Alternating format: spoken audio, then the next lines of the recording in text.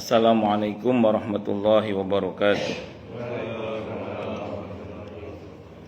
Bismillahirrahmanirrahim. Alhamdulillahi rabbil alamin. Wa bihi nasta'inu ala umurid dunya waddin. Wassalatu wassalamu ala asyrafil anbiya'i wal mursalin. Sayyidina wa habibina wa syafi'ina wa qurrati a'yunina wa maulana Muhammadin wa ala alihi wa ashabihi wa dhurriyyatihi ajma'in, amma ba'd. Ashhadu an la ilaha illallah wa ashhadu anna Muhammadar Rasulullah wa ufawwidu amri ilallah, innallaha basirum bil ibad. Hasbiyallahu la ilaha illa huwa alaihi tawakkaltu wa huwa rabbul arsyil azim. Qala Allah ta'ala fi kitabihil karim hikayatan an nabiyillahi Musa alaihi salam. Rabbi shrah li sadri wa yassir li amri wahlul 'uqdatam min lisani yafqahu qawli. Para alim, para asatid, para asatidah, para bapak dan ibu sekalian, hafizoni wa hafizakumullah, bil khusus segenap pengurus Masjid Raudhatul Jannah yang semoga pengurusnya dan jamaahnya selalu dalam naungan rahmat, barokah, perlindungan serta bimbingan Allah Subhanahu wa taala. Amin Allahumma amin insyaallah. Dan tentu kita berdoa kepada Allah Subhanahu wa taala, Allahumma inna nas'aluka ilman nafi'ah wa rizqan thayyiba wa amalan mutaqabbala wa fatahallahu lana futuhal arifin. Allahumma inna na'udzubika min ilmin la yanfa' wa amalin la yurfa' wa qalbin la yakhsha' wa du'a la yisma'. Allahumma ati anfusana taqwaha wa zakkiha anta khairu man zakkaha anta waliyuha wa maulaha. Amin Allahumma amin insyaallah. Pertama dan yang utama tentu mari kita haturkan puja dan puji syukur kita ke hadirat Allah Subhanahu wa taala dengan berucap alhamdulillahi rabbil alamin. Mudah-mudahan dengan hamdalah ini nikmat dari Allah untuk kita ditambah. Karena Allah telah berjanji dalam Al-Qur'an di surah Ibrahim ayat 7, A'udzu billahi samii'il 'aliim minasyaitonir rajiim. Wa idza adzana rabbukum la in syakartum la azidannakum wa la in kafartum inna 'adzabi lasyadid. Jadi kalau kita bersyukur, sungguh nikmat dari Allah untuk kita ditambah. Dan kalau kita kufur, kita diingatkan oleh Allah akan siksa yang sangat pedih. Ini janji Allah, dan janji Allah dalam Al-Qur'an itu la raiba fih, tidak ada keraguan di dalamnya. Di antara penjelasan la raiba fih adalah siapapun yang mengamalkan isi Al-Qur'an dengan keimanan dan keyakinan, maka Allah akan tunjukkan kebenaran Al-Qur'an itu kepadanya hingga tiada lagi keraguan dalam hatinya. Salawat dan salam semoga tercurah limpahkan untuk junjungan kita Nabi besar Muhammad sallallahu alaihi wasallam. Semoga kita semua diakui sebagai umat beliau. Amin Allahumma amin insyaallah. Tentu saya wasiatkan terutama untuk diri saya sendiri dan panjenengan semua agar kita semua terus berusaha meningkatkan ketakwaan kita kepada Allah Subhanahu wa taala. Karena dengan takwa itulah kita bisa memperoleh derajat yang sangat tinggi dengan sesungguhnya di sisi Allah Subhanahu wa taala. Hal ini didasarkan kepada firman Allah Subhanahu wa taala dalam Al-Qur'an di surah Al-Hujurat ayat 13. A'udzubillahi samii'il 'aliim minasyaitonir rajim. Ya ayyuhan nasu inna khalaqnakum min dzakarin wa untha waj'alnakum syu'uban wa qabaila lita'arafu inna akramakum indallahi atqakum al-ayah. Wahai manusia, sesungguhnya kami telah menciptakan kalian dari seorang laki-laki dan seorang perempuan, berkembang menjadi bersuku-suku dan berbangsa-bangsa agar kalian saling mengenal. Sesungguhnya yang paling mulia di antara kalian di sisi Allah adalah yang paling bertakwa. Allah juga berjanji akan memberikan bonus bagi siapapun yang sungguh-sungguh bertakwa kepada Allah, berupa solusi atau jalan keluar dari setiap masalah yang dia hadapi. Dan Allah juga berjanji akan memberinya rizki dari arah yang dia tidak duga sebelumnya. Hal ini didasarkan kepada firman Allah Subhanahu wa taala dalam Al-Qur'an di surah At-Talaq ayat 2 dan 3. A'udzubillahi samii'il 'aliim minasyaitonir rajim. Wa may yattaqillaha yaj'al lahu makhraja wa yarzuqhu min haitsu la yahtasib. Dan barang siapa orang yang bertakwa kepada Allah, maka Allah akan berikan dia jalan keluar dan rezeki yang tak terduga. Di tempatnya Allah berfirman, wa may yattaqillaha yaj'al lahu min amrihi yusra. Siapa yang bertakwa kepada Allah, maka Allah akan jadikan urusannya mudah. Semoga kita semua minal muttaqin, bahkan lil muttaqina imamah. Amin. Allahumma amin insyaallah. Masih melanjutkan kajian kita tentang perjalanan ruh bagian kedua. Kemarin itu kita sampai menjelang barzah. Jadi kalau rutenya kemarin, kalau hadisnya dari Ahmad, Abi Dawud, Ibnu Majah, kata Imam Al-Qurtubi hadisnya sahih dari semua jalur periwayatannya, sampai keluarnya ruh dari jasad kemarin, sampai keluarnya ruh dari jasad yang disambut oleh para malaikat. Itu riwayatnya. Ini akan saya bacakan insyaallah syarahnya penjelasan Al-Imam Al-Ghazali rahimahullah dalam kitab Kashfu Ulumil Akhirah. Hadisnya sudah kita bacakan kemarin. Riwayatnya sahih kata Imam Al-Qurtubi dari semua jalur periwayatannya aukamakal. Ini penjelasannya, penjelasan dari Imam Ghazali yang dikutip oleh Imam Al-Qurtubi dalam kitab At-Tadhkirah. Imam Ghazali, Abu Hamid Muhammad ibn Muhammad Al-Ghazali rahimahullah dalam kitab Kashfu Ulumil Akhirah mengatakan, ketika malaikat mencabut roh orang yang berbahagia atau orang yang husnul khotimah, ia langsung disambut dan diterima oleh dua malaikat yang berwajah tampan, memakai pakaian indah dan mengenakan parfum yang sangat harum. Seperti yang kita ketahui, kalau urusannya dengan orang soleh, orang yang bertakwa, malaikatnya, malaikat rahmat, dia wajib permisi terlebih dahulu dengan penampilannya yang terindah, sebagaimana yang Allah firmankan dalam Al-Quran, antara lain di surah An-Nahl ayat 32 itu. Ketika malaikat maut bertugas untuk mencabut nyawa orang yang bertakwa, apa kata Allah? Alladzina tatawaffahumul malaikatu thayyibina yaquluna salamun alaikum. Jadi orang yang bertakwa itu adalah orang yang baik menurut Allah, yang diwafatkan oleh para malaikat utusan Allah dengan cara yang baik. SOP-nya wajib mengucap salam. Jadi malaikatnya wajib mengucap salam. Salamun alaikum. Dalam riwayat-riwayat yang lain di dalam kitab At-Tadhkirah Imam Al-Qurtubi disebutkan bahwa memang malaikat kalau mau mencabut nyawa orang yang saleh, orang yang baik menurut Allah itu penampilannya indah. Baguslah, wangi, indah. Bahkan pernah disebutkan dalam riwayat dalam kitab At-Tadhkirah itu, ketika Nabi Ibrahim ingin tahu bagaimana bentukmu wahai malaikat maut ketika mencabut nyawa orang yang beriman. Maka ketika ditampakkan bentuk aslinya itu ketika mencabut nyawa orang beriman maksudnya, itu Nabi Ibrahim berkata, ya Allah, kalau bahasa kita ini mafhum riwayat, tidak usah ngelihat surga, ngelihat kamu aja udah bahagia banget. Nah, tapi beliau juga nanya, gimana bentukmu kalau mencabut nyawa orang kafir atau orang yang jubah? Maka berubahlah malaikat maut dalam bentuk yang paling menyeramkan itu.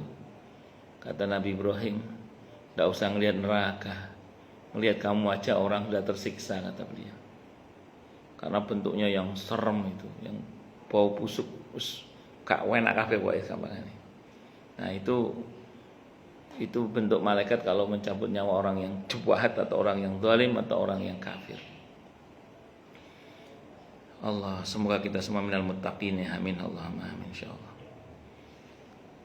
Mereka membungkusnya dengan kain sutra dari surga.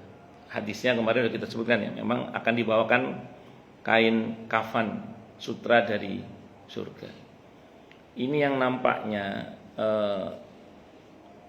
beberapa orang mungkin salah dalam memahami ketika Siti Khadijah radhiyallahu anha wafat itu kan dibawakan kain kafan dari surga.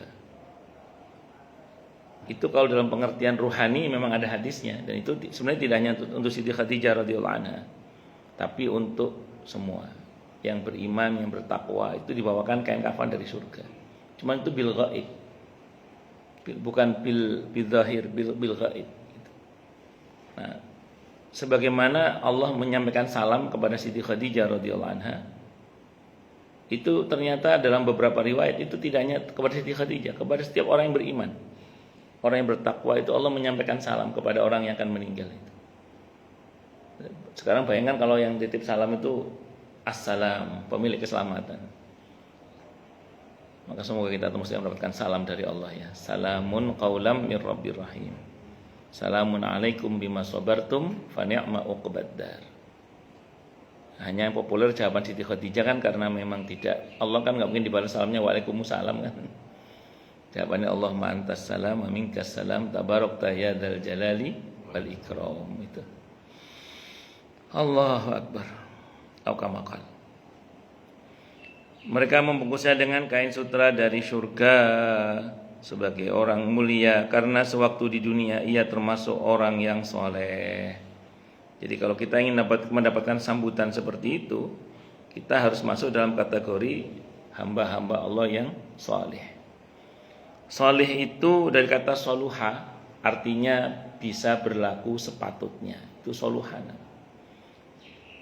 Maka soleh ini nggak ada hubungannya dengan semata-mata ritualitas, semata-mata hubungan muamalah yang baik, tidak. Tapi dia lebih kepada bagaimana seseorang itu bisa berlaku sepatutnya. Satu, sebagai hamba bagi Tuhannya. Dua, sebagai sesama bagi sesamanya. Itu baru namanya soleh. Ketika seseorang bisa berlaku sepatutnya. Maka tidak bisa dikatakan soleh kalau hanya ada orang yang memperbaiki hubungan dengan Tuhannya tapi zalim pada sesamanya. Sebagaimana tidak bisa dikatakan soleh kalau ada orang yang hanya memperbaiki hubungan dengan sesamanya tapi buruk hubungannya dengan Tuhannya. Maka Allahyarham Kiai Haji Sahal Mahfud itu punya buku tentang fikih sosial itu dengan istilah soleh sosial, soleh ritual sama soleh sosial. Walaupun sebenarnya untuk disebut soleh itu ya memang harus dua-duanya sekaligus. Karena kalau cuma salah satunya ya kita belum betul-betul soleh berarti. Karena di antara syarat kemuliaan seseorang itu di sisi Allah adalah harus baik hubungannya dengan Allah dan harus baik hubungannya dengan sesama. Wa dzuribat alaihimud dzillatu ainama thuqifu illa bihabli minallah wa habli minan nas. Ali Imran ayat 112 itu. Ditimpakan kehinaan kepada mereka dimanapun mereka berada kecuali dengan tali perjanjian mereka dengan Allah dan tali perjanjian mereka dengan sesama. Artinya dia bisa menepati hubungannya dengan Allah dan hubungannya dengan sesama. Maka ketika saya ditanya, Ustadz, ada orang yang dari rumah masjid, tapi dia tidak mau bekerja, bukan tidak mampu, tidak mau, beda ya. Tidak mampu dengan tidak mau, beda. Tidak mau bekerja. Akhirnya yang kerja istrinya, sampai istrinya berkata kepada kakak iparnya supaya menasihati suaminya. Bu ya, suamiku dinasihati untuk kerja gitu loh, masa dia nggak mau kerja? Ini pensiunan nggak termasuk ya pensiunan ya? Karena pensiunan bukan tidak bekerja, sudah bekerja. Iya, kalau ini memang nggak mau kerja, ini masih muda. Begitu kakaknya menasihati, apa kata si adiknya ini? Orang mau ibadah kok dihalang-halangi katanya. Akhirnya apa yang terjadi? Istrinya yang kerja, namanya kerjaan istri kan kadang penghasilan sak piro, kadang capek. Akhirnya karena istrinya kerja, anaknya kalau lapar kadang minta makan sama tetangganya. Dia sendiri kalau lapar kadang minta makan sama tetangganya. Pokoknya seperti itu. Apa soleh apa enggak orang kayak gitu? Ya enggak soleh saya jawab. Kenapa? Karena dia telah berlaku tidak sepatutnya sebagai seorang suami kepada istri. Dia telah berlaku dengan tidak sepatutnya sebagai seorang ayah kepada anaknya. Atau dibalik, ada orang yang mengatakan Ya masih mending saya lah daripada Bu Haji itu. Saya walaupun tidak sholat tapi kan saya baik. Senang bantu sesama. Daripada Bu Haji itu pelit. Dia baik hubungannya dengan sesamanya, tapi dengan Allah dia buruk hubungannya. Yang begini juga nggak soleh. Yang Allah mau adalah baik hubungannya dengan Tuhannya, baik hubungannya dengan sesamanya. Itu baru namanya soleh. Bisa berlaku sepatutnya, itu soleh namanya. Itu seperti itu. Dan dalam konteks kekitaan terkait dengan tanggung jawab pada sesama, itu solehnya juga berbeda-beda. Kayak misalnya pernah ada orang ngomong gini, Pak Kiai, sekarang Pak Camat kita ini orangnya soleh. Namanya Pak Soleh, bukan Pak Kiai. Orangnya soleh. Ukuran solehnya apa? Kata yang cerita itu gini, Pak Camat kita ini begitu masuk kantor kecamatan, naruh tasnya di meja kerja, langsung ke musola kecamatan, sholat duha sampai duhur. Duduk soleh ku mas, iku salah jenenge iku. Itu bukan soleh, itu namanya apa? Salah. Itu soleh itu nggak begitu ukurannya. Ukuran soleh untuk Pak Camat itu ketika dia melayani masyarakatnya. Itu solehnya Pak Camat. Lah kalau dia sholat duha ngerjakan yang sunnah, meninggalkan yang wajib atau menterlantarkan yang wajib, itu kan sama dengan nguber uceng kelangan delek itu. Ngejarikan kecil kehilangan ikan besar. Dia kerjakan yang utama, dia tinggalkan yang lebih utama. Makanya dalam hal ini patut untuk kita perhatikan, jangan sampai kita ini tidak menepati akad-akad yang telah kita sepakati. Kalau bahasa Al-Quran di surah Al-Ma'idah 1 itu, ya ayyuhalladzina amanu aufu bil uqud. Hai orang-orang yang telah beriman, tepatilah akad-akad itu. Allahu Akbar. Makanya saya ulang sekali lagi, istilah soleh itu harus kita dudukkan pada yang sebenarnya, yaitu soleh itu kata soluha, bisa berlaku sepatutnya. Maka solehnya seorang pemimpin itu bukan terletak pada salat tahajudnya, tapi bagaimana dia bisa bersikap membuat kebijakan-kebijakan yang memaslahatkan, itu baru namanya pemimpin yang soleh. Walaupun ahli tahajud, ahli puasa Senin Kamis, ahli Al-Quran, kalau dia tidak berbuat yang menjadi kewajibannya sebagai seorang pemimpin, ya bukan pemimpin yang, bukanlah hamba Allah yang soleh. Karena tidak cukup hanya secara ritual dia baik, tapi harus secara sosial pada sesamanya dia juga harus baik. Nah, kalau ingin dapat fasilitas seperti itu harus bisa berlaku sepatutnya itu sebagai seorang hamba dan sebagai seorang sesama kepada sesama yang lainnya. Malaikat membawanya naik ke langit melewati umat-umat terdahulu. Tiba di depan pintu langit dunia, malaikat mengetuknya. Malaikat penjaganya bertanya, siapa kamu? Malaikat menjawab, aku Sol-Soil, dan yang bersamaku ini si Fulan. Ia orang soleh dan sangat kuat memegang teguh agamanya. Jadi dikatakan untuk langit pertama dibuka oleh malaikat, tiket, ada tiketnya ternyata. Kemarin hadisnya sudah kita terangkan ya. Masuk langit pertama, kedua, ketiga, keempat, kelima, keenam, ketujuh, hingga perjumpaan dengan Allah. Pokoknya sampai lebih dari itu hingga perjumpaan dengan Allah. Terus kemudian Allah ampuni dia dan Allah kembalikan dia ke barzahnya. Itu seperti itu kemarin di riwayatnya itu. Nah, ini diterangkan tiketnya langit pertama itu apa? Karena untuk orang-orang yang kafir, orang-orang yang zalim, bahkan langit pertama pun sudah ditolak dia di hadisnya kemarin yang sudah kita bahas. Baru langit pertama aja Allah sudah tolak, kata Allah banting dia ke barzahnya. Tapi yang ini diterima, langit pertama dia dibuka untuk yang bersangkutan. Kata penjaga malaikat, penjaga langit pertama mengatakan, malaikat penjaganya bertanya, siapa kamu? Malaikat Sol-Soil. Aku menjawab, maaf, malaikat yang mengantarkan ruh tadi ke langit pertama itu namanya malaikat Sol-Soil. Malaikat apa? Sol-Soil. Berarti itu malaikat rahmat. Kalau malaikat Sol-Soil itu malaikat rahmat. Kalau malaikat adab itu dinamai dalam riwayat ini namanya Taqyail namanya. Kalau Sol-Soil itu malaikat rahmat, kalau Taqyail itu malaikat adab. Itu bahasanya Imam Ghazali ya. Tidak tahu itu bahasa Suryani mungkin itu. Malaikat menjawab, aku Sol-Soil dan bersamaku ini si fulan, ia orang soleh dan sangat kuat memegang teguh agamanya. Jadi langit pertama dibuka untuk orang yang soleh yang memegang teguh agamanya. Di akhir zaman ini berpegang teguh pada agama ini seperti memegang bara. Bara itu kata Nabi kalau dipegang panas dilepaskan kan kafir. Di akhir zaman orang berpegang pada agamanya itu seperti memegang bara. Jadi kalau dilepaskan kafir, kalau digenggam panas. Terus gimana? Sementara di akhir zaman katanya memegang agama ini seperti apa? Memegang bara. Bara itu kalau megangnya jiding-jiding memang lama matinya. Kalau di jidingnya sekarang panas memang tapi cepat mati. Dan itu memang fitnah akhir zaman. Jadi kalau megang agama di akhir zaman itu ngini pisan wis. Megang gini sekalian. Saya masih ingat itu awal-awal saya menempat di Harapan Indah itu. Kan lingkungan saya itu kanan kiri banyak yang non muslim. Banyak yang non muslim lah. Nah, itu ya istri saya itu untuk ukuran orang di situ jilbabnya lebar lah. Tapi enggak lebar-lebar banget kayak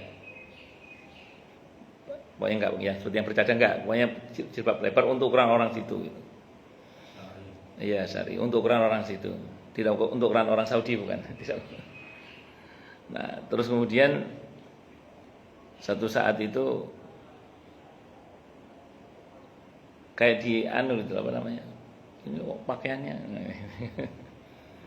Terus sampai ini ada kejadian yang unik gitu. Orang depan rumah dulu sebelum pemilik yang sekarang ya. Sekarang baik yang sekarang baik alhamdulillah. Sekarang baik alhamdulillah, masyaallah baik. Depan rumah itu dulu pemilik yang sebelumnya itu jual mesin cuci bekas ceritanya. Saat itu saya baru pindah kan, butuh mesin cuci mumpung ono sing dodol. Karena dia mau dijual rumahnya, barang-barang dijual gitu loh. Nah, ditawarkan saat itu 500.000. Nah, ditawarkan. Terus begitu istri saya tahu mau dibeli kan. Begitu tahu yang beli istri saya nggak dijual. Repot ya. Dan ada beberapa perbuatan-perbuatan diskriminatif lah saat itu. Tapi alhamdulillah sekarang, alhamdulillah masya Allah baik. Nah, saya bilang sama istri saya, yes, konsekuensi begini, tidak apa-apa. Yang penting kita tetap harus baik. Karena mereka kan belum tahu aja. Itu seperti itu. Nah, jadi akhirnya ya, qadarullah, alhamdulillah masya Allah sekarang baik. Alhamdulillah. Memang harus begitu. Kalau nggak begitu nanti kan kita bisa lepas. Kalau lepas ya tadi agama kalau dilepas konsekuensinya bisa kafir. Dipegang jiring-jiring lama panasnya nanti tambah lama. Gini kan jadi arms. Panas tidak apa-apa, tapi yang ngono cepat mati dia. Jadi kalau pegang sekalian ya bisa. Nah, orang-orang yang istiqomah dalam keberagamaannya itu insya Allah bisa istiqomah kalau dia betul-betul pegang ini. Itu seperti itu. Allah. Ya paling enggak kalau untuk ukuran standarnya dimanapun kita berada tidak tinggal sholat. Peduli untuk membayar zakat, puasa di bulan Ramadan misalnya. Dimanapun kita berada kita peduli untuk mengamalkan agama itu. Syukur-syukur dimanapun kita berada kita peduli untuk berdakwah juga. Itu seperti itu. Mereka melanjutkan perjalanan sampai di depan pintu langit tingkat 2. Malaikat berhenti dan mengetuknya. Malaikat yang menjaganya bertanya, siapa kamu? Malaikat menjawab, aku Sol-Soil, aku bersama si Fulan. Sambil membukakan pintu, malaikat penjaga berkata, selamat datang Fulan, orang yang rajin menjaga sholatnya. Langit kedua dibuka untuk orang yang menjaga sholatnya. Di sholatnya enggak bolong-bolong, sholatnya istiqomah, enggak bolong-bolong. Pengertian menjaga sholat ini di samping dia mengerjakan sholat dengan cara tidak bolong-bolong, dia juga memperhatikan syarat dan rukun sholatnya itu. Waduh Ustaz, dulu saya belum ngaji, belum tahu, masih jahiliyah kalau orang bahasa sekarang. Terus bagaimana Ustaz? Dulu saya pernah tidak sholat, pernah bolong-bolong sholat saya. Kira-kira bisa masuk nggak langit kedua nanti saya Ustaz? Maka jawabannya harus taubat terlebih dahulu.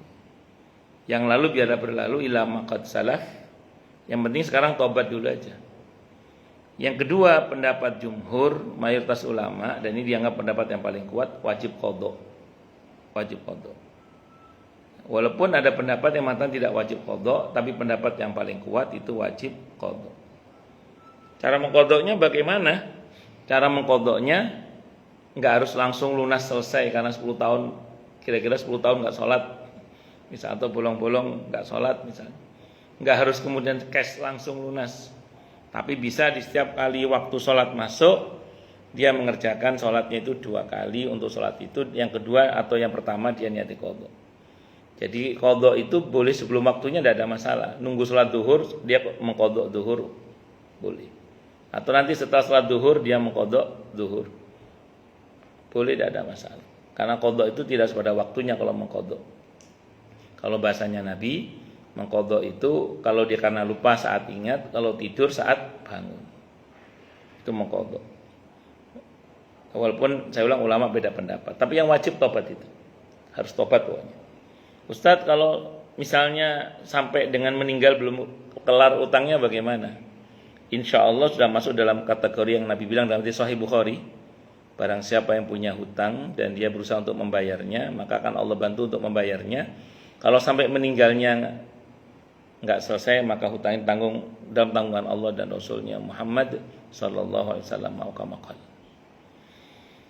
Allahu Akbar. Yang penting ada berusaha membayar. Kalau saya pilih pendapat tidak bayar wajib tobat, silahkan. Tapi kata Ibnu Taimiyah, sependek yang pernah saya baca dalam fikih sunnah itu, kalau orang mengambil pendapat tidak wajib qadha, hendaklah dia memperbanyak sholat sunnah. Memperbanyak sholat sunnah sebagai ganti dari rokaat-rokaat fardu yang hilang. Dan 1 rokaat sholat fardu baru bisa diganti dengan 70 rokaat sholat sunnah. Capek kan? Nah, mending diqadha aja. Kalau diqadha kan sesuai dengan rokaatnya. Jadi kalau itu pendapat yang mengatakan tidak wajib qadha, disarankan untuk memperbanyak sholat sunnah. Ibnu Taimiyah begitu yang saya tahu. Tapi ya gitu tadi, kalau jenengan pilih tidak qadha dan memilih memperbanyak sholat sunnah, kata para ulama, 1 rakaat sholat fardu baru bisa diganti dengan 70 rakaat sholat sunnah. Itu baru setara dengan 1 rakaat sholat fardu. Mending qadha, mending. Kalau ikut pendapat dia di antara 2 pendapat itu. Tapi yang penting wajib tobat ya. Itu wajib tobatnya. Agar pintu kedua langit dibuka untuk siapapun yang menjaga sholatnya. Dalam kondisi-kondisi sulit, jangan sampai tinggal sholat, walaupun dengan sholat yang sebisanya. Kayak ada orang yang sakit misalnya. Al-Imam Syafi'i rahimahullah dalam kitab Al-Um, beliau mengatakan, orang kalau sakit itu boleh menjamak sholat sesuai dengan kebutuhannya. Artinya bisa jamak takdim, bisa jamak takhir, tidak ada masalah, sesuai kebutuhan aja. Jangan sampai nggak sholat pokoknya. Itu seperti itu. Kupak najis Ustaz, najis kalau sudah dihindari kan dimaafkan. Sholat aja semampunya aja. Walaupun misalnya pakai kondom kateter atau pakai pampers atau pembalut apa yang karena kupak najis itu misalnya, tetap harus sholat. Nggak boleh nggak sholat. Walaupun sholatnya semampunya. Taruhlah misalnya sudahlah nggak wudhu, nggak tayamum karena saking tidak bisanya nyuruh orang untuk mentayamumkan. Tetap sholat walaupun sholatnya semampunya dalam keadaan yang tidak membawa apa-apa, karena dia masih punya kesadaran itu masuk waktu sholat. Adapun nanti sembuh mau diulang silahkan, tidak ada masalah. Namanya i'adah namanya. Ada orang selama ini sholat dalam kondisi kupak najis atau dalam kondisi yang sangat terbatas tadi itu, seperti kondisi sakit itu. Qaddarallah sembuh. Kemarin dia begitu misalnya selama sepekan misalnya, terus dia ingin i'adah, mengulang, menyempurnakan yang kemarin dikerjakan, boleh, tidak ada masalah. Walaupun insya Allah rukhsah yang diambil sudah sah, rukhsah keringanan yang diambil itu sudah sah. Karena dalam Islam itu ada rumus, ada kaidah yang mengatakan rukhsah yang diambil, keringanan yang diambil itu sudah sah dan tidak wajib mengulang, walaupun syariat mengulang itu ada. Dan itu tidak ada masalah. Biasanya kalau mengulang itu untuk ketentraman, supaya lebih adem, lebih ayem aja, karena kita kerjakan dengan sempurna setelahnya. Itu seperti itu. Mana dalilnya Ustaz? Rukhsah yang diambil sudah sah, tapi kok ada yang mengulang juga dibenarkan. Dalam kitab Bulughul Maram itu ada 2 orang ketika tidak ada air yang tayamum keduanya untuk sholat. Begitu selesai sholat nemu air, yang satu mengulang, yang satu nggak mengulang. Yang mengulang itu lapor sama Nabi sama tidak mau lapor. Bagaimana ini ya Rasulullah? Kata Nabi kepada yang mengulang, kamu dapat 2 pahala. Yang mengulang itu. Yang nggak mengulang asabtas sunnah, kamu udah bener. Jadi yang nggak mengulang itu udah bener, nggak salah. Yang mengulang dapat 2. Gitu. Allahu Akbar. Ya seperti halnya beberapa orang yang pernah datang kepada Nabi dalam keadaan sudah menjamak sholat, sementara ada jamaah bersama dengan Nabi saat itu di masjid. Orang ini nggak ikut sholat. Selesai sholat Nabi tanya, apakah anda berdua muslim? Kami muslim ya Rasulullah. Kenapa tadi tidak ikut berjamaah dengan kami? Kami sudah menjamak sholat kami di kemah kami. Lain kali kalau datang pada satu kaum, yang kaum itu sedang sholat, ikut bersama mereka sholat kembali. Itu namanya i'adah, mengulang namanya. Yang tadi Nabi tidak mewajibkan, berarti yang sudah dikerjakan itu sah gitu maksudnya. Rukhsah yang diambil itu sah dan tidak wajib mengulang. Kayak halnya kalau dalam perjalanan kita karena takut tidak tercapai, terus kemudian kita menjamak takdim sholat asar tarik ke zuhur karena takut macet, terkejar macam-macam lah. Ternyata begitu kita jalan, qadarullah lancar sampai di tempat yang kita tuju, ternyata masih adzan asar misalnya. Ya sudah, sepatutnya lah diulangi. Walaupun saya ulang tadi, rukhsah yang diambil sudah sah. Itu namanya i'adah namanya. Beda dengan qadha. Kalau qadha nyaur utang gitu. Dan itu statusnya beda dengan i'adah. Kalau qadha memang bayar utang. Ada kewajiban untuk, kalau i'adah itu biasanya lebih kepada untuk menenteramkan hati, berkaitan dengan tadi kita merasa mungkin ada hal-hal yang kurang sempurna di dalam kita mengerjakannya. Biasanya begitu. Dan kalau misalnya meninggal dalam keadaan belum i'adah, dianggap tidak punya hutang sholat. Itu kalau di fikih dianggap tidak punya hutang sholat. Allahu Akbar. Mereka melanjutkan perjalanan sampai di depan pintu langit tingkat 3. Malaikat berhenti dan mengetuknya. Malaikat penjaga bertanya, siapa kamu? Malaikat menjawab, aku Salsail bersama si Fulan. Sambil membukakan pintu, malaikat penjaga berkata, selamat datang Fulan, orang yang membelanjakan hartanya pada jalan Allah dan tidak kikir. Langit ketiga dibuka untuk orang yang mau membelanjakan hartanya di jalan Allah dan tidak pelit. Maka kalau untuk kita ya, supaya langit ketiga dibuka untuk kita, pertama di dalam harta kita harus diagendakan infak fisabilillah. Enggak banyak uang kita, ya enggak usah banyak-banyak, memang uangnya enggak banyak. Kalau uangnya banyak ya yang banyak, kalau uangnya enggak banyak enggak usah banyak-banyak, uangnya enggak banyak. Atau kalau memang betul-betul enggak ada uang, beritahu orang yang punya uang. Posting status, ini ada masjid lagi dibangun, ada pesantren lagi dibangun, ada madrasah lagi dibangun, ada majelis taklim butuh bantuan, kasih tahu aja, posting aja. Karena yang memberitahu dapat pahala yang sama dengan yang diberitahu. Jadi agendakan dalam harta kita bagian dari perjuangan di jalan Allah. Dan tidak kikir. Tidak kikir di sini saya sering sampaikan acuannya adalah bagaimana ukuran kikir dan tidak kikir itu bukan diukur dari apakah dia mau atau tidak mau memberi pengemis, mau atau tidak mau memberi pengamen, bukan itu ukurannya. Sehingga ada orang pernah ngomong ke saya, orang itu Ustadz, kalau ke pengamen, ke pengemis dia itu dermawan sekali. Tapi ngutang ke saya enggak bayar-bayar, kan repot. Jadi kalau ngasih pengemis, ngasih pengamen dia rajin sekali, tapi punya utang sama saya enggak bayar-bayar Ustaz dia itu. Makanya ukuran dermawan itu yang pertama berkaitan dengan kewajiban-kewajiban hartanya dia tunaikan. Itu baru namanya apa? Dermawan. Jadi jangan sampai kemudian tadi ke pengamis dia memberi tapi utang gak dibayar-bayar. Repot ya. Kewajiban apa? Zakat. Bagaimana? Ringan gak kita ngeluarin zakat kita? Kalau nggak punya karyawan, gaji karyawan lancar nggak nih? Kalau ada utang, bayar utangnya lancar nggak nih? Kalau kita ada kewajiban-kewajiban berkaitan dengan lingkungan, apa IPL, rajin nggak nih kita bayar IPL-nya? Lancar nggak nih? Nah, berkaitan dengan kewajiban-kewajiban harta itu kok kita lancar, sampai situ itu udah masuk dalam kategori dermawan. Walaupun mesti ditopang yang kedua terhadap yang sunnah berkaitan dengan harta, dia juga peduli.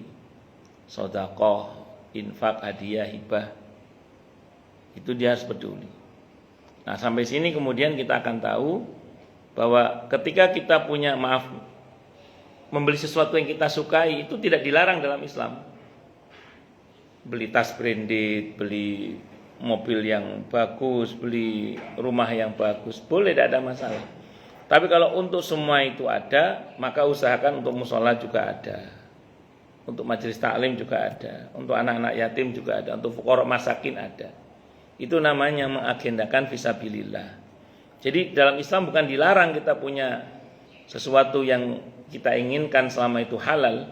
Tapi kalau untuk semua itu kita agendakan, maka untuk masjid, musola, majelis taklim itu juga harus diagendakan. Itu yang dimaksud dengan yang sunnah-sunnah kita pun peduli itu. Jadi yang sunnah-sunnah pun kita peduli dalam masalah ini. Nah, ini baru namanya dermawan itu namanya. Itu seperti itu. Makanya belum masuk dalam kategori dermawan kalau di pada ring satunya aja yang wajib aja dia tidak tunaikan. Sehingga maaf misalnya pernah ada seorang istri yang konsultasi ke saya menceritakan tentang kasus suaminya, walaupun saat itu saya suruh suaminya datang juga sebenarnya, cuman istrinya nggak mau. Karena si suami ini kalau bicara untuk anak yatim itu lancar sekali. Tapi si suami ini punya ibu yang miskin tinggal di kampung bersama kakak perempuannya yang juga tidak mampu yang ngurus ibunya. Itu pelit sekali katanya. Hampir tidak pernah dibantu itu ibu dengan kakaknya. Padahal kepada ibu yang notabene kalau ibu tidak mampu anaknya mampu wajib menafkahi seorang anak itu. Kalau kepada kakak dia wajib bertabarruk misalnya. Maka orang yang seperti ini masuk dalam kategori kena talbis iblis kalau kata Ibnu Jauzi. Apa itu? Dia sibuk dengan yang utama, membantu anak yatim itu utama. Tapi dia tinggalkan yang lebih utama, yaitu membantu ibunya yang notabene namanya nafkah, termasuk kepada kakak perempuannya yang notabene namanya tabarruk. Tabarruk itu kebaikan yang sangat dianjurkan. Allahu Akbar. Itu yang orang Jawa bilang tadi nyebutnya nguber uceng kehilangan delek. Ngejar ikan kecil kehilangan ikan besar. Allahu Akbar. Mereka melanjutkan perjalanan sampai di depan pintu langit tingkat keempat. Malaikat berhenti dan mengetuknya. Malaikat penjaga bertanya, "Siapa kamu?" Malaikat menjawab, "Aku Sol-Soil bersama si fulan." Sambil membukakan pintu, malaikat penjaga berkata, "Selamat datang fulan, orang yang tekun berpuasa dan menjaga kemurniannya." Langit keempat untuk orang yang berpuasa dan menjaga keikhlasannya di dalam berpuasa karena Allah. Makanya kalau puasa ditata niatnya karena Allah, jangan karena ingin langsing, jangan karena ingin sehat. Biarkanlah sehat dan langsing itu sebagai bonus saja. Yang utama adalah puasa itu karena Allah. Qul inna salati wa nusuki wa mahyaya wa mamati lillahi rabbil alamin. Katakanlah wahai Nabi, sungguhnya salatku, ibadahku, hidup dan matiku semuanya itu semata-mata hanya karena Allahu Rabbul Alamin. Sehingga kalau masuk bulan Ramadan terutama seneng karena itu ada masa-masa di mana kita itu berkesempatan untuk lebih mendekat kepada Allah. Aneka keberkahan dibuka tidak seperti biasanya. Aneka rahmat diobral tidak seperti biasanya.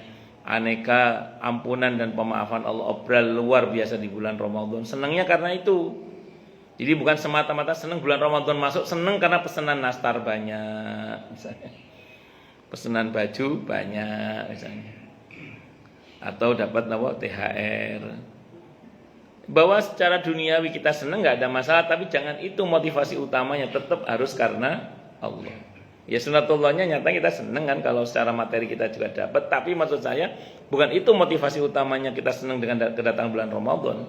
Tapi karena itu masa-masa di mana rahmat diobral nggak biasanya, barokah diobral nggak biasanya, ampunan pemaafan Allah diobral nggak biasanya. Mereka melanjutkan perjalanan sampai di depan pintu langit tingkat 5. Malaikat berhenti dan mengetuknya. Malaikat penjaga bertanya, siapa kamu? Malaikat menjawab, aku Soil bersama si Fulan.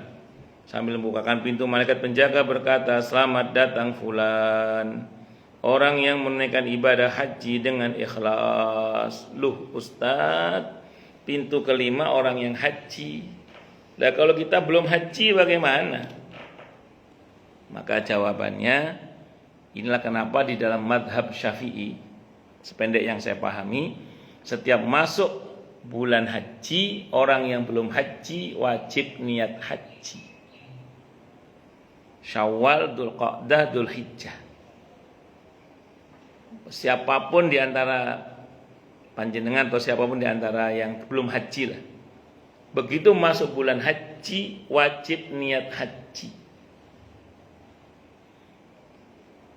Kok Allah takdirkan berangkat, alhamdulillah, masya Allah, alhamdulillah, masya Allah.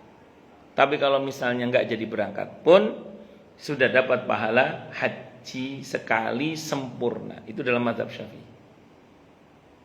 Saya secara pribadi itu dari sebelum haji, sekarang alhamdulillah masya Allah sudah haji, karena kebiasaan refleks ya, begitu masuk bulan haji niat haji. Sampai sekarang pun saya niat haji walaupun sudah nggak wajib.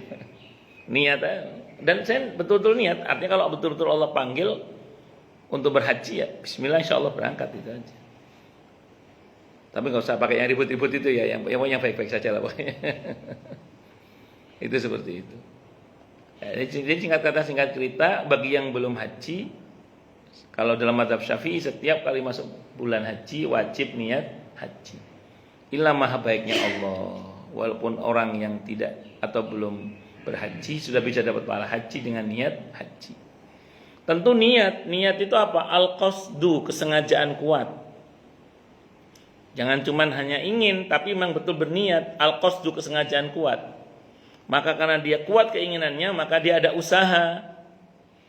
Walaupun nabung tiap hari, seperti yang kita baca di berita ya, ada orang yang nabung tiap hari 2.000, 5.000, 15 tahun baru berangkat, itu kan ada itu. Guru honorer, ada yang tukang pemulung. Walaupun kalau mau cepat sih nabungnya tiap hari ya 2.000 US dollar, itu insya Allah cepat berangkat.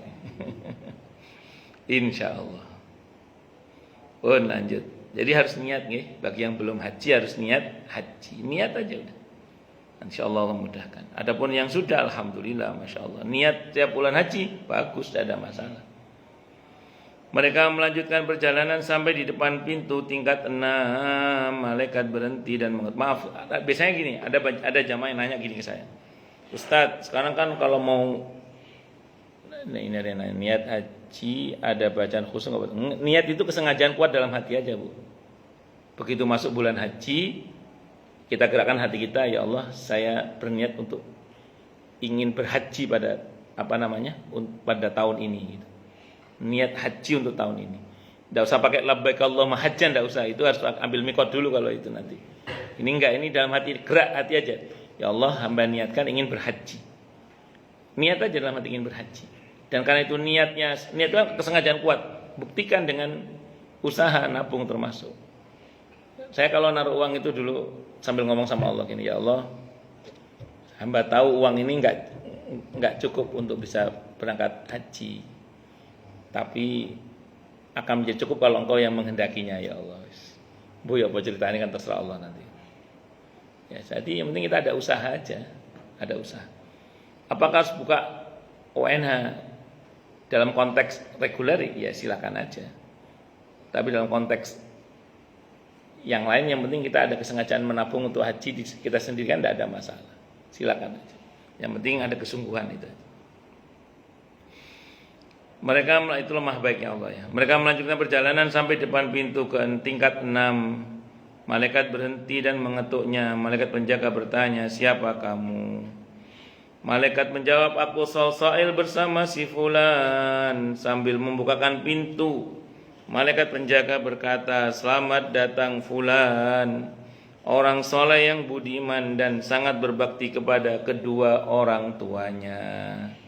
Langit ke-6 dibuka untuk orang yang akhlaknya bagus dan berbakti pada kedua orang tuanya. Ya Allah Ustaz, saya dulu orang tua masih hidup, saya kurang ajar sama orang tua. Sekarang orang tua udah meninggal, Ustaz gimana ini? Tobat yang pertama. Kalau orang tua masih ada, alhamdulillah masih bisa kita perbaiki. Kalau udah meninggal bagaimana? Tobat yang pertama. Tobat, minta ampun kepada Allah Subhanahu wa taala. Yang kedua, mintakan ampun untuk kedua orang tua. Ziarah kuburnya, sampai kalau ada kuburnya, kalau kecuali mohon maaf kan beberapa mungkin tidak ketahuan di mana rimbanya. Maka sampaikan kepada orang tua kita permintaan maaf. Bukan takhayul, bukan hurafat. Karena Nabi kalau ziarah kubur memperlakukan ahli kubur itu sebagai pihak kedua yang hadir, bukan sebagai pihak ketiga yang gaib. Itu Nabi kita Muhammad sallallahu alaihi wasallam. Nabi itu kalau ke ziarah kubur memperlakukan ahli kubur itu sebagai pihak kedua yang hadir. Assalamualaikum ya ahla diyar. Nasallallahu lana wa lakumul afiyah. Itu kayak orang ngobrol aja. Bahkan ketika Nabi nggih monggo. Kalau seperti itu enggak, karena ada sebagian mengatakan kita kalau begitu syirik katanya. Tidak syirik lah, wong Nabi mengajarkan. Nabi mencontohkan, Nabi mengajarkan. Artinya kalau kita masuk ke area pemakaman, assalamualaikum ya ahli kubur gitu kan. Betul. Itu sah, boleh misalnya. Boleh dan disunahkan kan. Tidak ada yang bilang kadang-kadang itu syirik. Ya suruh ngaji lagi. Karena Pak Irnen pernah nggak ke Dibake itu? Tulisan gede itu. Dibake itu tulisan gede. Bahasa Inggris, bahasa Arab, bahasa Inggris, bahasa Urdu, bahasa Indonesia.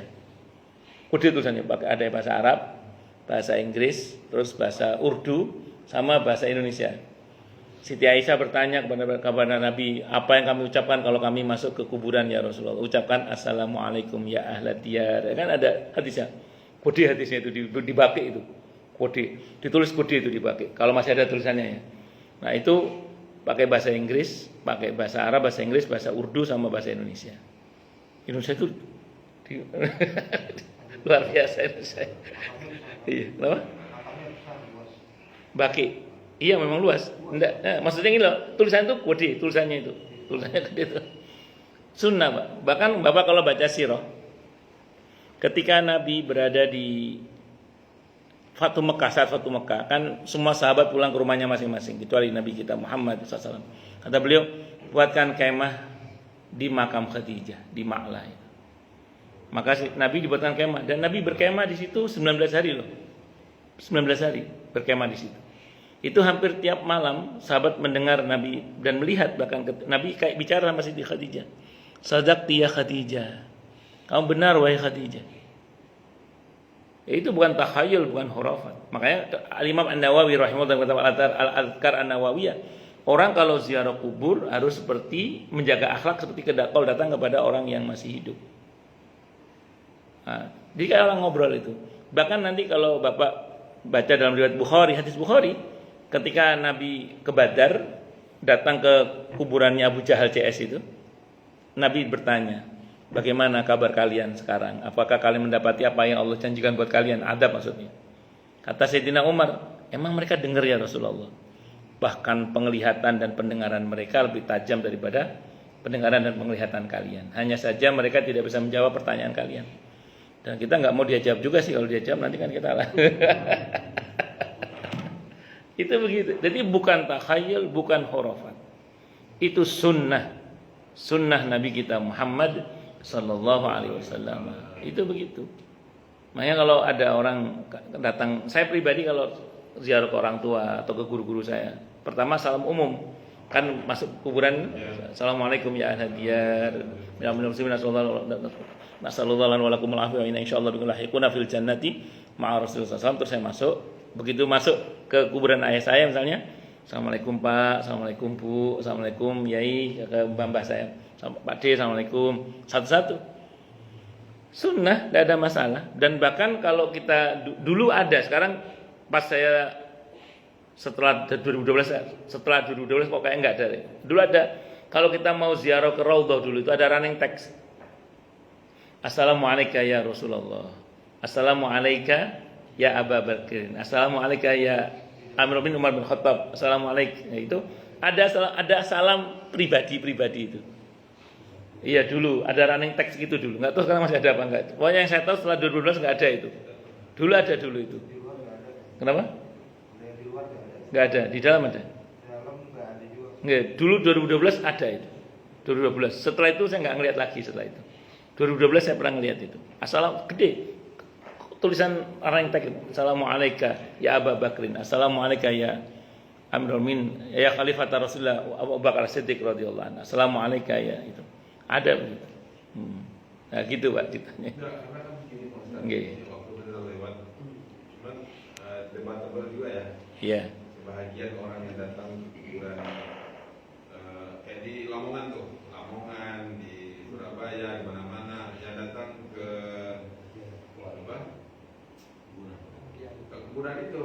Terus ya kenapa? Ada yang sebagian mengatakan itu syirik, ada yang sebagian mengatakan itu sepanjang kalau kita tidak minta kepada itu malah untuk mendoakan itu baik. Nah, cuma banyak di antara kita kadang-kadang nangis-nangis di situ, minta ini, minta itu.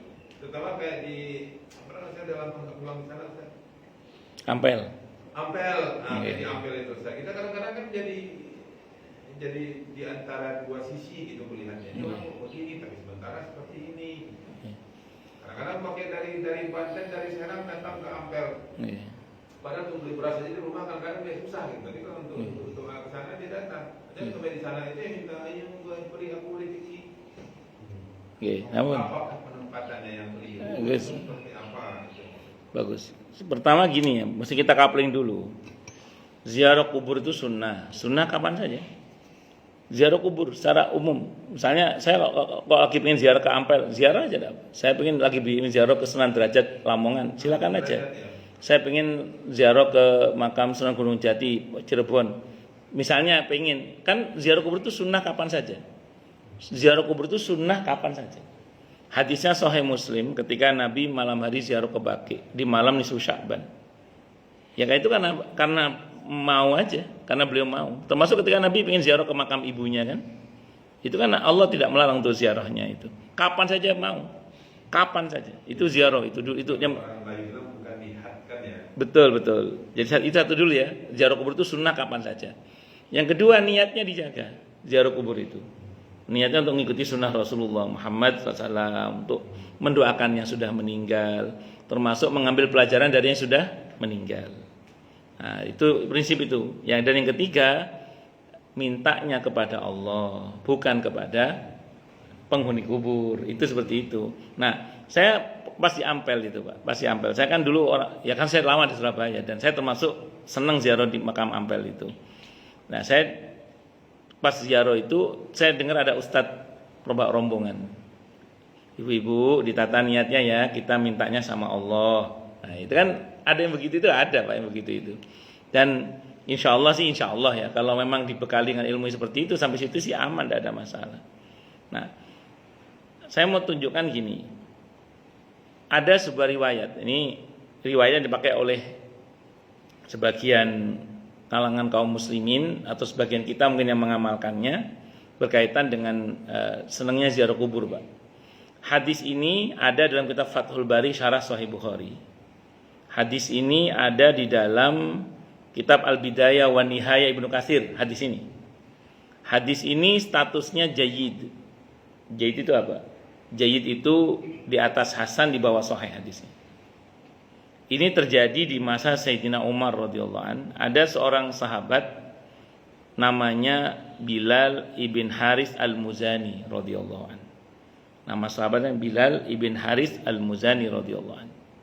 Beliau itu saat itu di masa Sayyidina Umar sekitar 2 atau 3 tahun, saya lupa pasnya itu, tidak turun hujan Pak.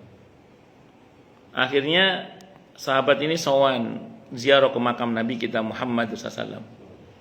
Terus beliau berkata, istasqillaha li ummatik fa innahum qad halaku, kata sahabat ini. Ya Rasulullah, mbok ya dimintakan hujan kepada Allah.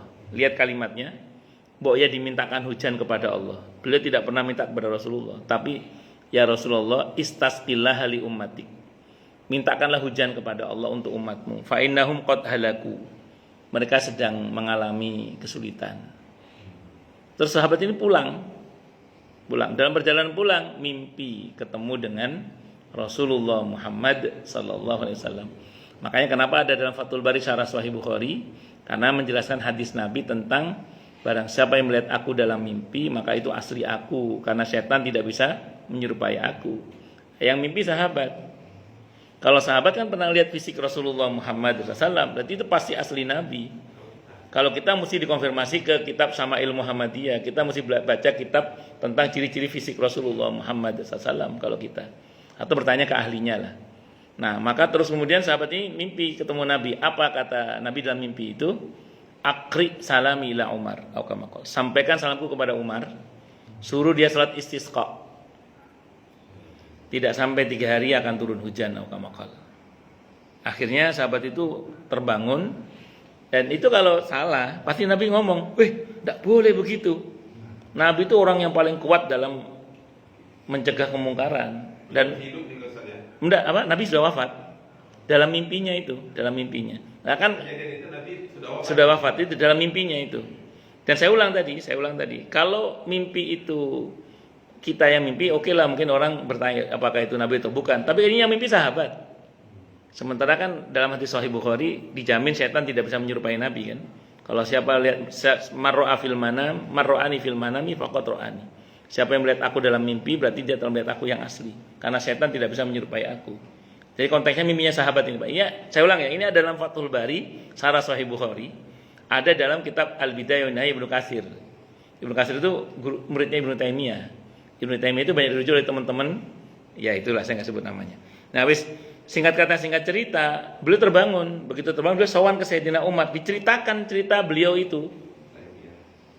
Sayyidina Umar tidak marah. Sayyidina Umar tidak mengingkari. Sayyidina Umar itu orang yang paling ingkar pada kemungkaran. Dan beliau tidak berkata, jangan diulang lagi perkataan kamu, itu syirik itu. Sayyidina Umar tidak berkata begitu. Beliau langsung respon informasi dari sahabat itu. Beliau datangkan kaum muslimin untuk salat istisqa. Saat berdoa, beliau pegang tangannya sahabat Abbas. Beliau bertawasul dengan orang soleh yang masih hidup. Nah, beberapa kawan-kawan itu memotong hadis itu di situ. Cerita sahabat ziarah kubur tadi enggak diceritakan. Yang diceritakan, lihat Sayyidina Umar bertawasul dengan orang soleh yang masih hidup. Betul memang, beliau melakukan itu. Tapi jangan salah, beliau tidak menyalahkan tindakan sahabat yang ziarah tadi itu.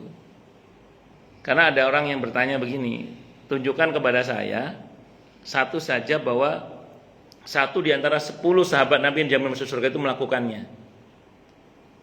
Saya jawab, beliau tidak melakukannya mungkin, tapi membenarkannya. Dalam hadis tadi itu. Karena ada orang yang ngomong ke saya juga gini, itu Sayyidina Umar marah sama dia, Ustaz, dimarahi dia. Tidak boleh begitu katanya, itu salah. Saya buka teks Arabnya kan, saya tunjukkan beliau. Di sini kok nggak ada ya Sayyidina Umar marah, saya bilang gitu. Di teks aslinya tidak ada ini Sayyidina Umar marah, saya bilang. Di teks yang mana itu yang ada Sayyidina Umar marah itu? Yang ada Sayyidina Umar menerima informasi itu. Dan ingat, Sayyidina Umar radhiyallahu anhu yang masih hidup saat itu adalah orang yang paling kuat di dalam mencegah kemungkaran. Kalau memang itu salah. Nah, cuman kan saya ulang, seringkali yang saya dengar dari beberapa kawan itu, riwayat ini diputus di tengah jalan itu. Hanya pada Sayyidina Umar yang bertawasul dengan sahabat Abbas yang masih hidup. Nah, memang begini, Pak. Ini kan termasuk area-area yang bagi orang yang tidak belajar itu kan rawan kepleset memang. Makanya terus ada istilah satu dari'ah, mencegah kemungkinan yang tidak diinginkan. Mungkin sebagian kawan-kawan ustadz yang dimaksud itu mengatakan ini itu kan maksudnya biar orang itu udahlah nggak usah ngerjain itu daripada nanti kamu kepleset, kira-kira gitu mungkin itu kebijakan sebagian kawan-kawan ustadz itu mungkin begitu. Cuman kalau saya secara pribadi ya kita terangkan saja bahwa tadi areanya loh, kalau minta itu hanya sama Allah, jangan sama selain Allah. Bahwa kalaupun ada komunikasi sebagaimana yang sahabat tadi lakukan ya silakan saja. Nah, tapi kan memang harus ngaji gitu, harus ngaji. Maka bukan takhayul, bukan hurafat kalau kita datang ke kubur saudara kita. Atau ada orang itu yang menjadikan hari Sabtu cinta itu ada. suaminya udah meninggal, terus kalau setiap Sabtu bawa bunga mawar ke suaminya, menyatakan kangennya sama suaminya. Bukan takhayul, bukan khurafat. Silakan aja, nggak ada masalah. Tapi jangan cuma kasih kembang aja, doakan juga. Kalau kasih kembang aja nanti dikira kuda lumping. Ngaten nggih, Allah alam bisawab. Nggih, monggo silakan. Ini tadi sampai langit berapa sih? Langit ke-6, nanti ke-7 insyaallah. Nggih, monggo silakan yang mau tanya, protes, marah. Nggih, monggo. Tentang tadi Siti Khadijah itu kan meninggal kemudian dikafankan oleh kain dari surga ya. Betul. Tapi yang saya pernah dengar gitu ya, Siti Khadijah itu saat meninggal itu hartanya habis dan tinggal kain kafannya saja yang bisa hartanya yang bisa digunakan untuk mengkafan. Seperti apa? Ya, memang itu beliau meninggal saat muslimin diboikot ya. Diboikot, diisolasi itu. Itu yang meninggal dua, paman beliau Abu Thalib dan yang kedua Siti Khadijah radhiyallahu anha. Itu dalam kondisi yang sangat sulit saat itu kaum muslimin memang. Dan Siti Khadijah radhiyallahu anha telah mengorbankan sekian banyak hartanya. Bahkan boleh dikata ya tadi dalam kondisi yang sulit tadi itulah pokoknya gitu. Pada saat beliau menjelang wafat itu, sependek yang saya pernah baca, beliau berpesan kepada putrinya Siti Fatimah radhiyallahu anha, beliau bilang, "Duk, bilang sama ayahmu kalau sekiranya diizinkan aku mau surban yang beliau pakai untuk menerima wahyu pertama kali di Gua Hira itu menjadi kain kafan saya." Nah, terus disampaikanlah kepada Nabi kita Muhammad SAW dan beliau mengiyakan. Dan beliau menyampaikan salam dari malaikat Jibril bahwa Allah menyampaikan salam kepada Siti Khadijah radhiyallahu anha. Dan malaikat membawa kain kafan dari surga itu yang saya pahami secara gaib. Adapun nun sewu fisik beliau tetap dikafani sebagaimana kain fisik yang ada itu. Itu yang saya tahu dari kain kafannya Siti Khadijah itu dari surban yang dipakai untuk Rasulullah Muhammad SAW menerima wahyu pertama kali di Gua Hira. Dan surbannya Nabi itu bayangan saya kalau kita mulai pada surah Al-Muzammil sama Al-Mudaththir itu cukup untuk dibuat selimut itu surbannya Nabi itu karena kan zammiluni itu beliau sampai berselimut itu kan karena saking menegangkannya awal-awal pertama kali menerima wahyu itu. Jadi cukup insyaallah untuk kain kafannya Siti Khadijah radhiyallahu anha. Walaupun ada tambahan-tambahan sangat mungkin. Wallahu alam bisawab. Monggo yang lain silakan. Oke, monggo. Gimana menyikapi yang mungkin ada dari saudara atau teman atau siapa selalu meminjam kira-kira baiknya seperti apa Bagus. jawab Pinjam uang maksudnya? Iya. Tapi maksudnya kayaknya jadi terus-terusan gitu. Baik. Kalau ada orang yang pinjam uang ke Bapak, peluk erat dia. Siapa tahu setelah itu Bapak tidak pernah ketemu dengan dia lagi. Paham nggak? Kalau ada orang pinjam uang ke Bapak, peluk erat dia. Siapa tahu setelah itu Bapak tidak pernah ketemu lagi sama dia. Paham maksudnya? Iya.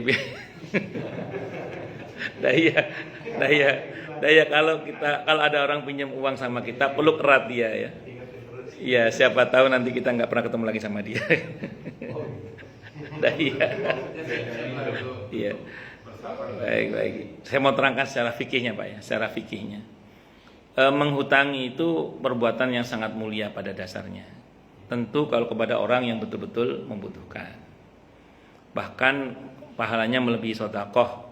Karena kalau sedekah belum tentu orang yang kita bantu itu membutuhkan. Sementara kalau berhutang dia pasti membutuhkan. Itu satu dulu Pak ya,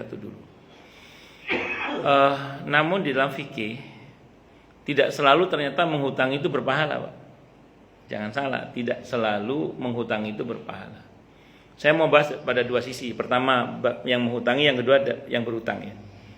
Pertama dari yang menghutangi dulu deh. Kalau Bapak tahu bahwa orang yang berhutang ini karena gaya hidupnya yang tidak baik, bahkan bisa jadi besar pasak daripada tiang, gaji satpam, pengeluaran dirut misalnya gitu ya. Pokoknya gampangannya orang ini memang gaya hidupnya mewah sekali. Kalau Bapak meminjami dia, padahal Bapak tahu dia seperti itu, bisa jadi Bapak malah berdosa. Di fikih itu gitu, iya, di fikih itu. Kenapa? Karena dianggap kita mendukung kebiasaan dia yang buruk, gitu. Karena dianggap kita mendukung kebiasaan dia yang buruk. Apalagi itu mental, bisa jadi kebiasaan apa? Mental. Itu kalau kita meminjami justru bisa jadi kita malah berdosa, Pak. Gitu. Kalau saya dulu, saya bukan tipe orang yang begini. Kalau kan ada orang, aduh maaf saya nggak ada uang, saya nggak mau ngomong gitu kalau saya dulu. Saya ada orang mendekat gitu, saya bilang mohon maaf saya nggak bisa, saya bilang gitu. Nggak ada Ustaz. Oh ada, saya bilang. Cuma saya nggak mau, saya bilang gitu. Saya dulu gitu. Apa adanya aja saya. Kalau nggak mau saya. Atau paling nggak kalau memang Bapak mau secara sopan, Bapak katakan jangan bilang nggak ada uang, katakan saja maaf saya masih ada butuh. Gitu aja. Kan Bapak masih ada kebutuhan kan? Iya. Saya masih ada keperluan. Gitu aja. Jadi jangan terus bilang nggak ada gitu. Itu satu dulu Bang ya. Nah, bagi yang menghutangi memudahkan, memberikan kemudahan dalam pembayaran hutang, termasuk juga syukur-syukur mengikhlaskannya, itu jaminannya surga. Itu hadisnya banyak, ada dalam Quran Sahih hadis qudsi, dalam kitab At-Tadhkirah Imam Al-Qurtubi itu juga banyak. Kalau mau mengikhlaskan atau memudahkan dalam pembayaran bagi yang berhutang, itu satu. Itu untuk yang sisi yang pertama, yaitu orang yang menghutangi.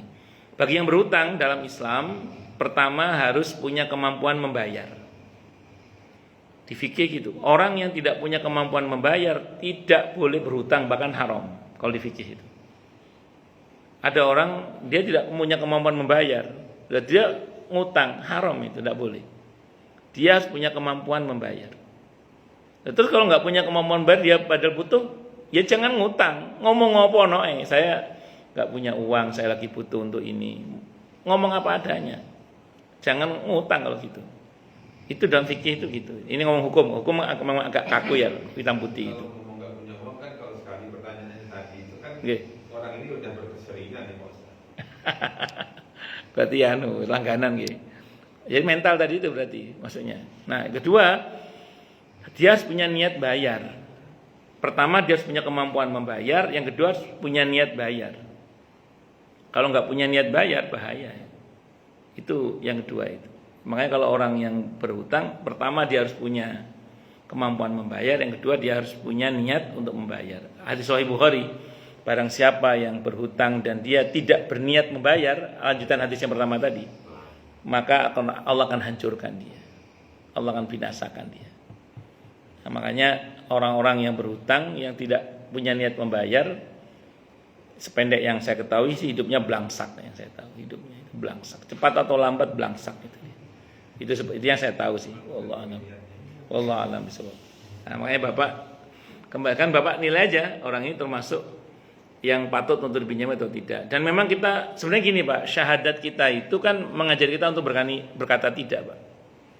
Asyhadu alla ilaha illallah. Jadi syahadat kita itu mengajari kita untuk berani berkata tidak kepada ilah-ilah selain Allah. Maka ada rumus, jangan berkata iya ketika kamu ingin berkata tidak. Jangan berkata iya ketika kamu ingin berkata tidak. Ya, jadi harus sebagaimana dia tega sama Bapak, Bapak juga harus tega sama dia. Ini konteksnya Bapak tidak jahat, bukan. Justru Bapak untuk menyelamatkan dia kan, supaya dia tidak keterusan dalam mental yang tidak baik itu. Itu seperti itu. Jadi saya ulang ya, tidak selamanya menghutang itu berpahala. Ingat baik-baik. Tidak selamanya menghutang itu berpahala secara fikih. Secara fikih. Jadi ada kalanya menghutang itu justru berdosa. Ya kecuali kalau Bapak memang mau pakai pendekatan tasawuf, silahkan. Kalau orang tasawuf kan modelnya ditipu pun ya kasih aja udahlah. Kenapa? Karena dalam pikiran orang tasawuf ini, kalaupun misalnya dia menipu saya, maka saya tetap pantas untuk memberi dia. Karena di sisi manapun memberi itu adalah lebih mulia daripada meminta. Yaitu tinjauan tasawuf. Monggo saja kalau mau pakai itu. Cuman kalau karena saya orang fikih, saya apa adanya itu aja. Nonton nggih Pak nggih? Wallahu a'lam bishawab. Nggih, ke Pak Herianto monggo. Kebiasaan kita jarak kubur. Nggih. Itu kan menyebarkan Bunga. kembang. Nggih. Nah, ini dalam Islam itu seperti apa? Karena ada yang bilang itu ada yang dicontohkan ada orang-orang kafir Nah ini kalau saya ya antara iya dan tidak. Karena gini, waktu Rasulullah melewati kuburan, kemudian ada suara yang ini terus ngambil pelepah yang ini tangkap pelepah sampai nanti dia sering dia pelepahnya itu. Nah, ini apakah ini salah satu simbol apa namanya boleh membawa kembang? Baik. Yang pertama hadisnya Sahih Bukhari itu. Ketika Nabi suatu saat bertanya kepada para sahabat, ada yang tahu nggak ini siapa penghuni kubur ini, dua orang ini? Dia mati sebelum Islam atau sesudah Islam? Dia meninggal sebelum masa Islam. Oke. Dia diadab, kata Nabi, bukan karena perkara yang berat, perkara yang sepele. Yang satu kencing nggak pernah cebok, yang satu suka adu domba, kata Nabi. Ya, terkata Nabi, ambilkan jaridah. Jaridah itu pelepah kurma. Begitu diambil oleh Nabi dibelah jadi dua. Aukamakal, berarti kan statusnya kayak kembang aja kan, bukan ditanam kan, kembang. Terus ditaruhlah di dua kuburan itu.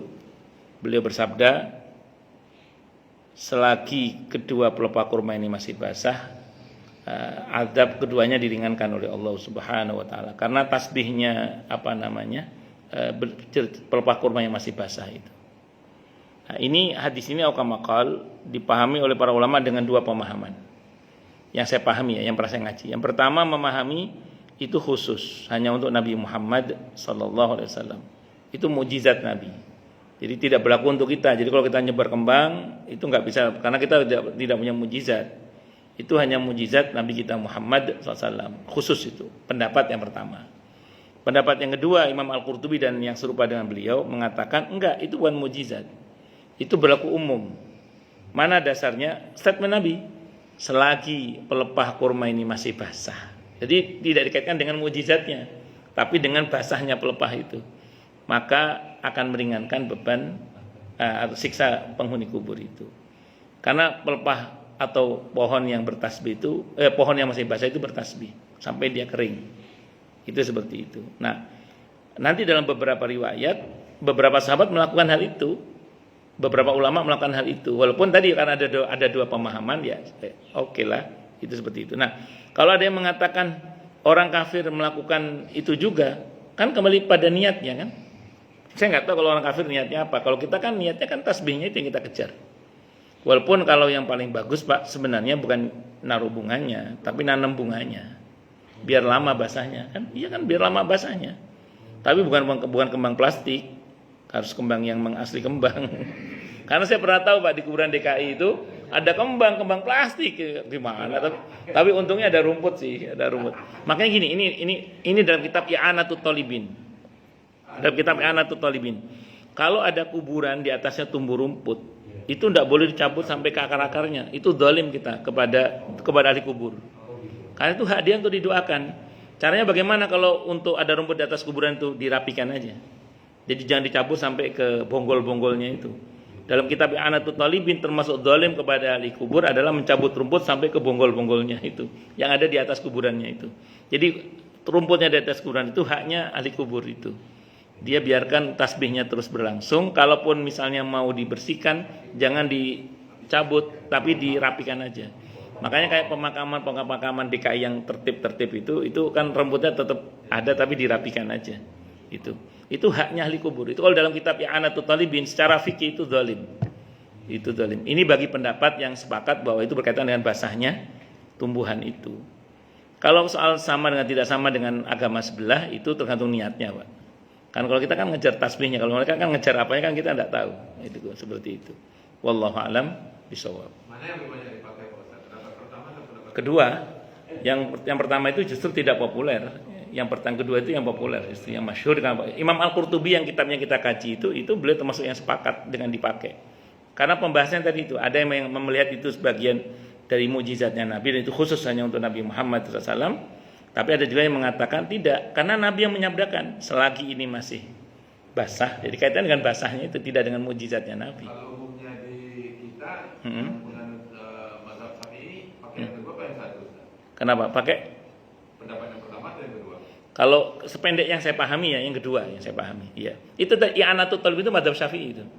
Kitab i'anatut talibin itu madzhab Syafi'i itu. I'anatut talibin itu. Dalam kitab i'anatut talibin. Syekh Abu Bakar Sato itu. Rahimahullah.